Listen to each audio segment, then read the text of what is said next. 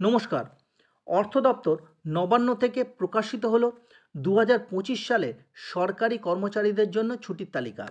গতকালকে অর্থাৎ 22শে নভেম্বর রাজ্য সরকারি কর্মচারীদের জন্য ছুটির তালিকা প্রকাশ করেছে নবান্ন। চলুন এক নজরে দেখে নেওয়া যাক সেই ছুটির তালিকা। এই ছুটির তালিকায় কি কি বিশেষ পরিবর্তন হলো সেটাও একবার জেনে নেওয়া যাক।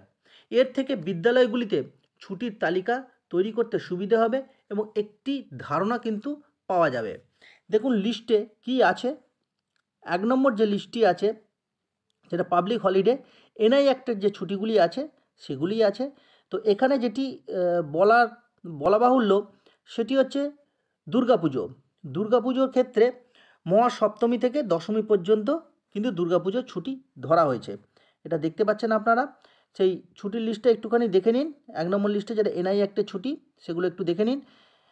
লিস্ট 2তে যেটা আছে এখানেই কয়েকটি জায়গায় বলা খুব দরকার। সেটি হলো যে সরস্বতী পুজোর পরের দিন একটি ছুটি দেওয়া হয়েছে, দোলযাত্রার পরের দিন একটি ছুটি দেওয়া হয়েছে, ঈদুল জোহার পরের দিন একটি ছুটি দেওয়া হয়েছে, ঈদুল ফেতরের পরের দিন একটি ছুটি দেওয়া হয়েছে, ঈদুল জোহার আগের দিন একটি ছুটি দেওয়া হয়েছে। দুর্গাপুজোর চতুর্থী থেকে ধরা হয়েছে, দুর্গাপুজোর ছুটি চতুর্থী থেকে ধরা হয়েছে। লক্ষ্মী পুজোর জন্য একদিন, কালী পুজোর জন্য 2 দিন অতিরিক্ত, ভাইফোঁটার জন্য 1 দিন অতিরিক্ত, ছট পুজোর জন্য 1 দিন অতিরিক্ত ছুটি দেওয়া হয়েছে। এবং আরেকটি বিষয় সেটি হলো করম পুজো। এই করম পুজোর জন্য ছুটির ডেটটা কিন্তু পরে জানানো হবে। আচ্ছা, বিশেষ কমিউনিটির জন্য যে ছুটিগুলো থাকে সেই ছুটিটা দেখে নিন। এখানে 4টি ছুটি দেওয়া হয়েছে, সেই ছুটিগুলো একটু দেখে নিন।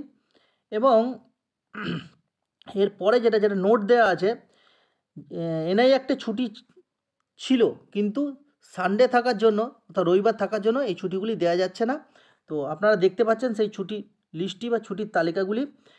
আমি এই তালিকাটি বা এই ছুটির লিস্টটি আমার টেলিগ্রাম গ্রুপে আমি পিডিএফ আকারে দিয়ে দিচ্ছি।